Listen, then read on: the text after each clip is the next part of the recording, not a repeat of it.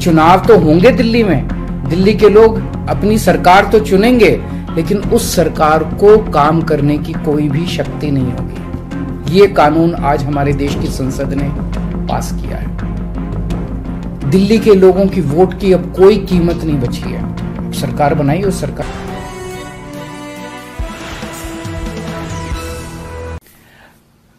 आप सब लोगों को मेरा नमस्कार।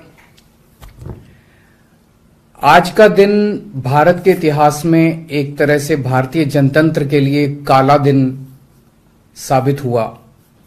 आज संसद के अंदर दिल्ली के लोगों को गुलाम बनाने वाला बिल पास कर दिया गया।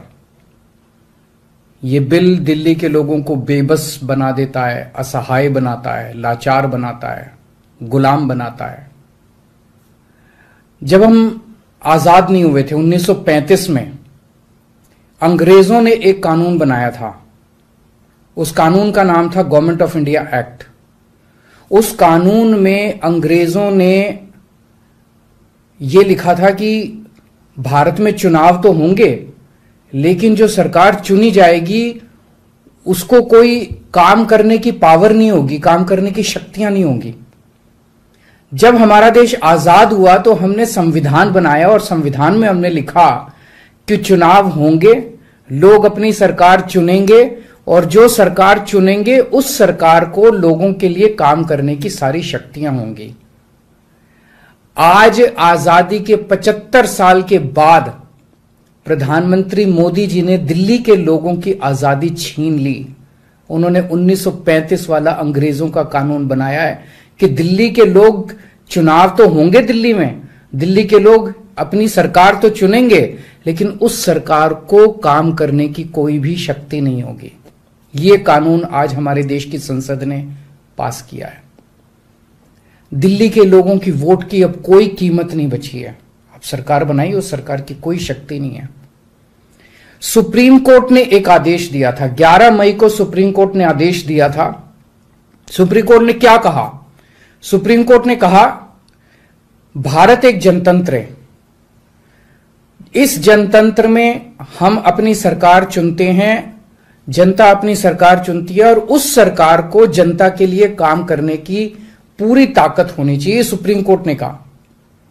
प्रधानमंत्री जी ने एक ही हफ्ते के, सुप्रीम कोर्ट का जैसे आदेश आया, एक हफ्ते के बाद उसको सुप्रीम कोर्ट के आदेश को पलट दिया और उसके खिलाफ एक अध्यादेश लेके आए। और आज हमारे देश की संसद ने उस अध्यादेश को इस देश का कानून बना दिया कि अब दिल्ली के लोगों की चुनी हुई सरकार को काम करने की कोई ताकत नहीं होगी।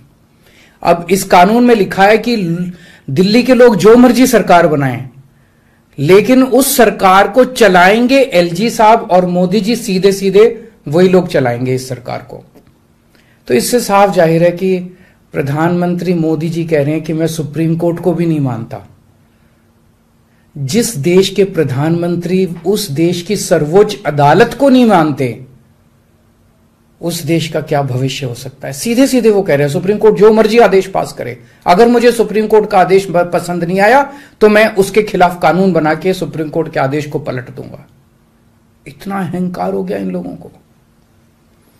इन लोगों ने देखा कि दिल्ली में आम आदमी पार्टी को हराना बहुत मुश्किल है।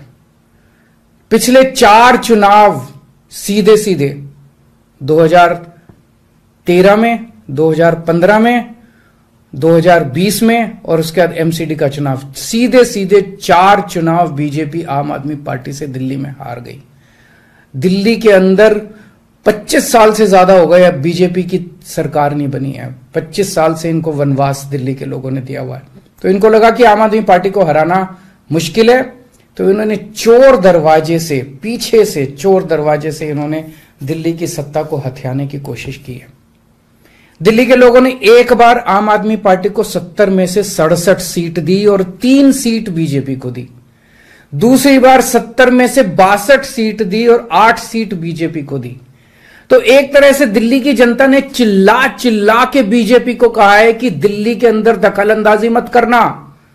प्रधानमंत्री जी को साफ साफ शब्दों में दिल्ली के लोगों ने कहा, 7 सीट उनको नेशनल चुनाव में 7 सीट दी और दिल्ली के चुनाव में 3 सीट दी।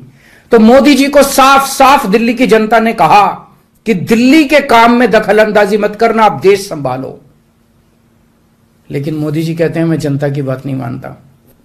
इतना अहंकार हो गया, ना जनता को की बात मानते, ना सुप्रीम कोर्ट की बात मानते। और आपको पता है इस कानून में क्या लिखा है, जो कानून आज पास किया है?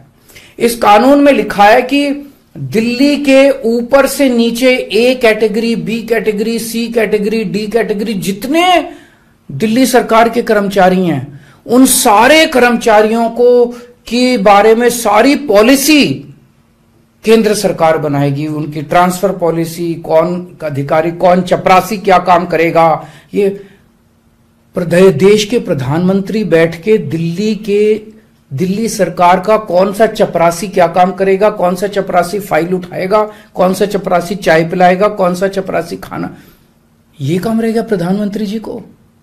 इसके लिए प्रधानमंत्री बनाया था देश का कि आप दिल्ली के चपरासियों की ट्रांसफर पॉलिसी बनाओगे बैठ के प्रधानमंत्री बनके। आप केंद्र चलाओ ना, आप दिल्ली के अंदर क्यों दखल अंदाजी कर रहे हो? आपको क्या लगता है ऐसा क्यों कर रहे हैं? वो ऐसा इसलिए कर रहे हैं क्योंकि पिछले 7-8 साल में बिना किसी पावर के भी हम लोगों ने जो काम किए हैं, हमने इतने शानदार स्कूल बनाए, इतने शानदार अस्पताल बनाए, 24 घंटे बिजली कर दी, बिजली फ्री कर दी, पानी घर घर पहुंचा रहे हैं, सड़कें बनाई, इतने सारे काम हम लोगों ने कर दिए। इनसे वो काम नहीं हो रहे। 30-30 साल से गुजरात के अंदर इनकी सरकार है, बेड़ा गर्क है गुजरात का। हरियाणा के अंदर इनकी सरकार बनी, हरियाणा में बेड़ा गर्क है इनका। मणिपुर के अंदर बीजेपी की सरकार है, मणिपुर को जला दिया इन लोगों ने। इसलिए केजरीवाल के साथ कंपटीशन नहीं कर सकते, काम में कंपटीशन नहीं कर सकते, हमारे जैसे काम नहीं कर सकते, आम आदमी पार्टी के जैसे काम नहीं कर सकते। इसलिए केजरीवाल को काम करने से रोको, किसी भी तरह से केजरीवाल को काम करने से रोको, बस ये इनका मकसद है। मैं सुन रहा था अमित शाह जी को, वहां पे संसद में भाषण दे रहे थे, कहते हैं झगड़ते बहुत हैं ये लोग, झगड़ते बहुत हैं ये लोग। मैं स्कूल बनाता हूं, ये मेरे को स्कूल नहीं बना देते। फिर मैं जब इनसे कहता हूं मेरे को स्कूल बना देने दो, तो कहते हैं झगड़ता बहुत है केजरीवाल। मैं मोहल्ला क्लिनिक बनाता हूं, मेरे मोहल्ला क्लिनिक तोड़वा दिए इन लोगों ने। फिर कहते हैं केजरीवाल झगड़ता बहुत है। मैं इनको कहता हूं मेरे को मोहल्ला क्लिनिक बनाने दो। मैं अस्पताल में दवाइयां फ्री करता हूं, कहते हैं दवाइयां फ्री क्यों करता है। मैं बिजली फ्री करता हूं, कहते हैं केजरीवाल फ्री भी दे रहा है, फ्री की रेवड़ियां दे रहा है, कहते हैं झगड़ते बहुत हैं। मैं जो भी करता हूं, चाहे झगड़ता हूं चाहे जो भी करता हूं, दिल्ली के लोगों को पसंद हूं। इसीलिए 3 बार 4-4 बार दिल्ली के लोगों ने मेरे को, जो भी कर रहा हूं ठीक ही कर रहा हूं, तभी 4-4 बार लोगों ने हमें वोट दिया।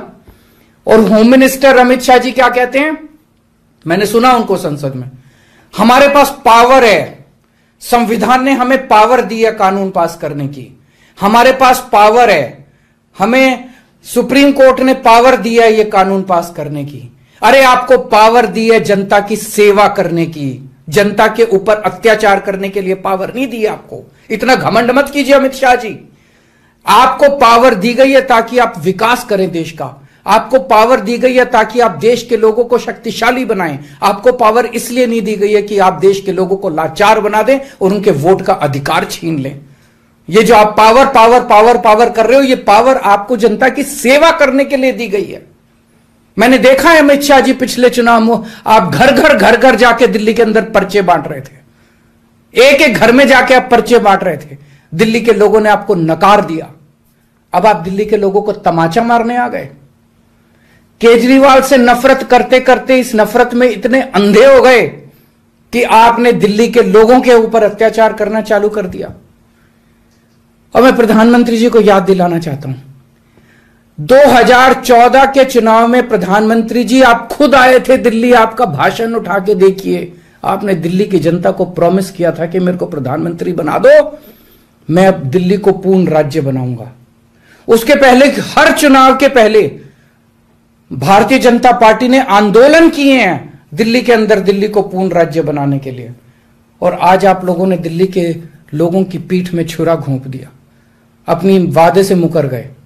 अगर आप ऐसे करोगे फिर प्रधानमंत्री पे कौन यकीन करेगा? आपने खुद बोला था 2014 में कि मैं फुल स्टेटहुड बनाऊंगा, फिर कौन जनता आपके ऊपर यकीन करेगी?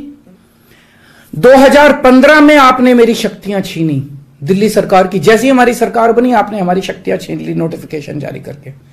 फिर भी बिना शक्तियों के हमने काम किया और दिल्ली की जनता ने मेरे को 2020 में 62 सीट दे के दिल्ली की जनता ने आम आदमी पार्टी की सरकार बनाई। क्यों?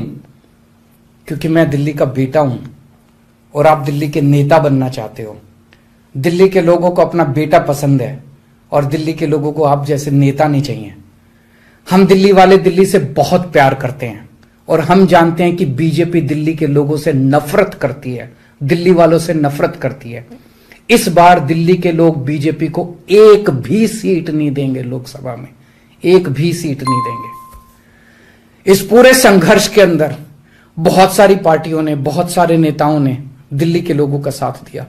उन सब नेताओं को और उन सब पार्टियों को मैं तहे दिल से दिल्ली के 2 करोड़ लोगों की तरफ से